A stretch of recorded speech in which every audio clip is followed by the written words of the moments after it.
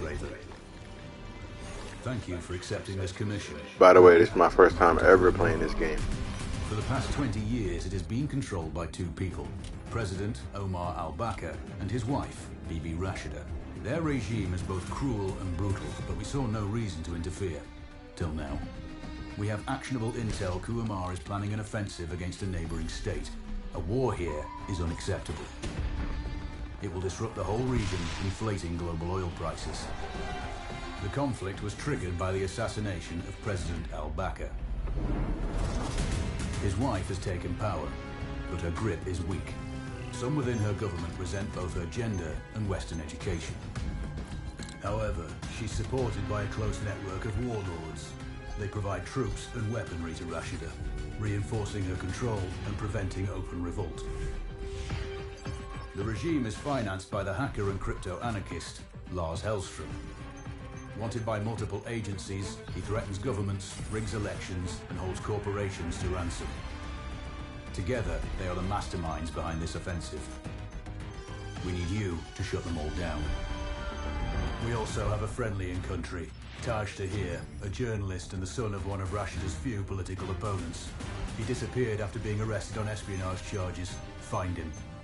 Kuamar's terrain is both arid and mountainous, so getting close to a target may not be possible.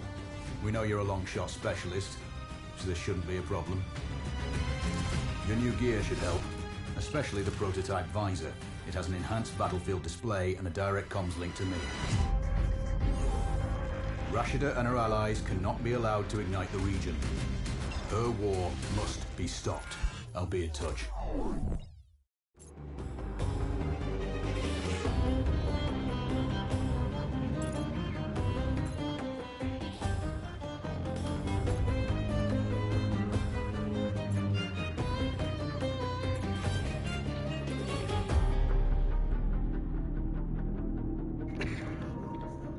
My first time playing, but you know, I ain't new to this, baby. True to this. So we're gonna go with the elite limited. Realistic sniper. Let me see what I'm capable of. No pain, no gain. Veteran sniper. Nah, bro, we're gonna go shoot Deadeye, cuz. How's the heat there, Raven? It's time to get familiar with your weapons and gear. The tactical visor we supplied provides a live feed from your scope. It's equipped with an advanced combat display. You'll be able to scan terrain as well as tag and track hostiles. We've also given you some extra tools. We'd prefer it if you didn't break them. I'll run through their features on our live fire range. Once you're happy, we can move on to the mission itself.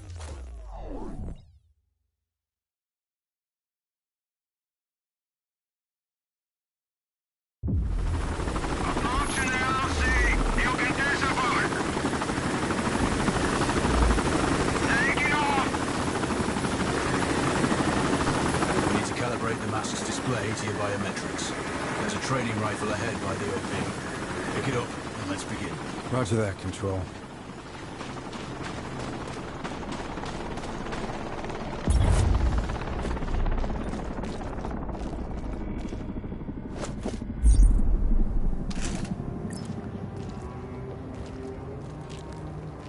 Take a prone position to stable. Switch on your binocular display to enable hostile tags. Tag the target straight ahead, you're 12 o'clock. Tagging hostiles will give you their range and keep track of their movements. Your scope also allows you to measure range to targets. Go to glass and see for yourself.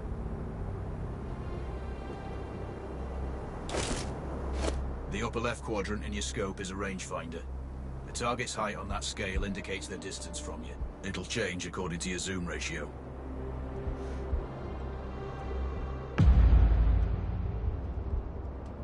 Focus on your breathing. That's a miss. Send again.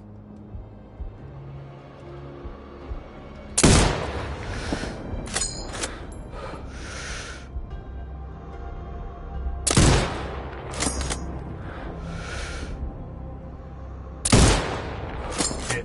Go for the next one. Next target, you're 12, 300 meters. I know you're used to doing the maths for range, wind speed, and direction in your head, but we've saved you some time. Adjust for range and use the bullet drop curve to line the shot up.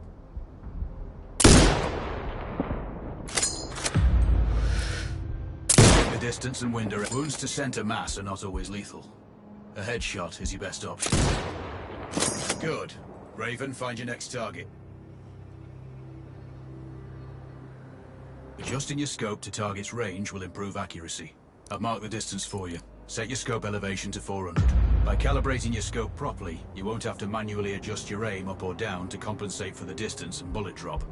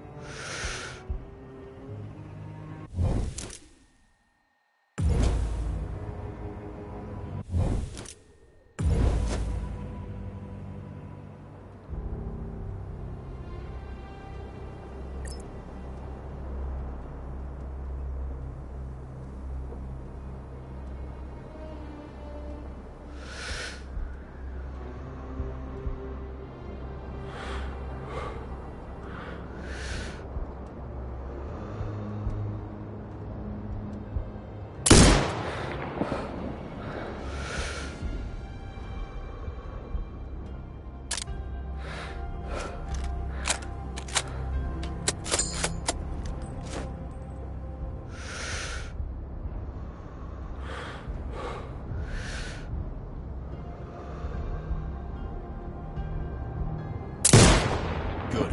Splash 4 more now. There's plenty of ammo. Restock or reload when you need it. I know you're a marksman, but use your binoculars to tag hostiles before taking the shot. It'll give you distance to target to zero your scope.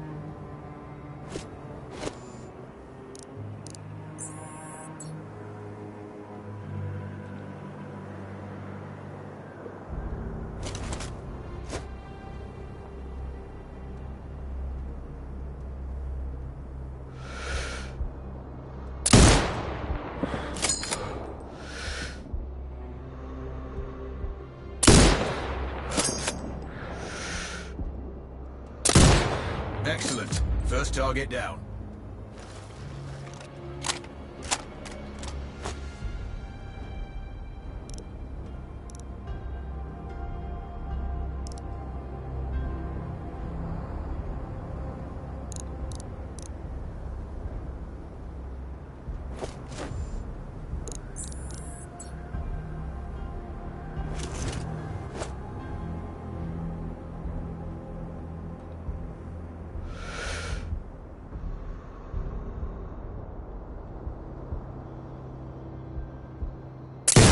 Two more to go.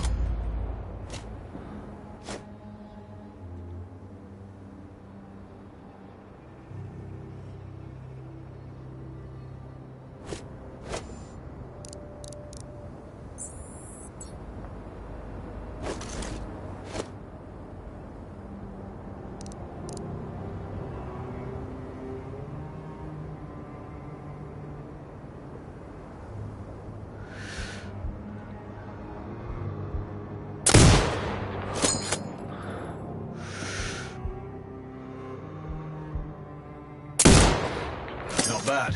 One more to go.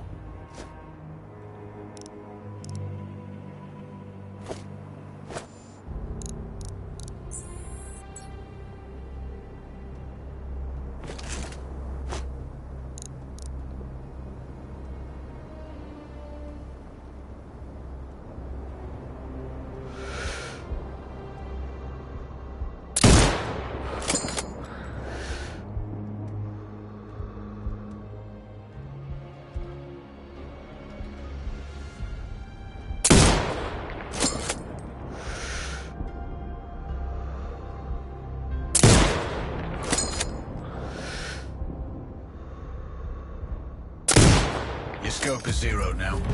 We can move on to the next stage of familiarization. Head to the door behind you. Move through the door to the next area. We have some additional kit to familiarize yourself with.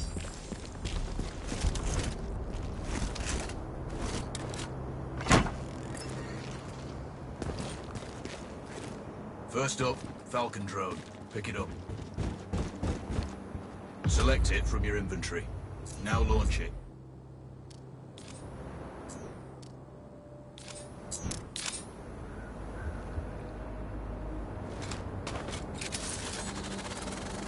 The Falcon can see when you can't. There are 2 enemies behind that metal wall ahead. Locate and tag them with the drone.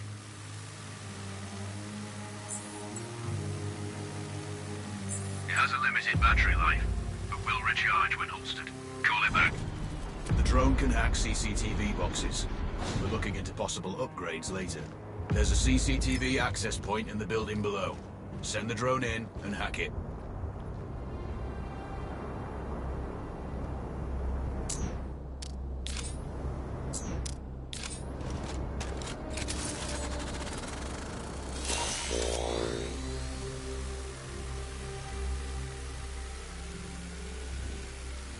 That interference is caused by a jamming tower. You're likely to encounter more of them during your missions. They're heavily armored, so don't try to destroy them. Just keep the drone out of their jamming range. Your mask's HUD will indicate when you're close to one. Thankfully, their heavy armor does limit signal range. Use the drone to find an alternate route to the CCTV box.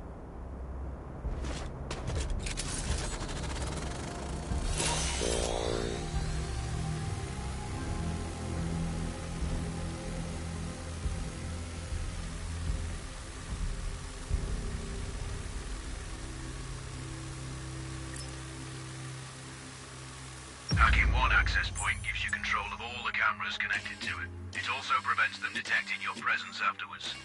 Try switching between any hostiles you spot on camera will be tagged in your HUD too. That's handy. You're up to speed on the drone now. There's another piece of kit on the table. Have a look.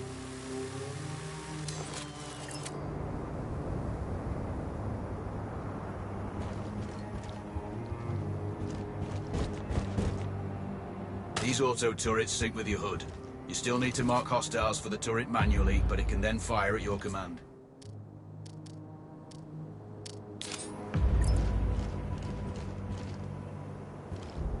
Once placed, you set it up via your mask's binocular mode. Activate that now. Focus on the hostiles you tag with the drone. Then you need to mark them for your turret. Once marked, you can execute the fire command anytime.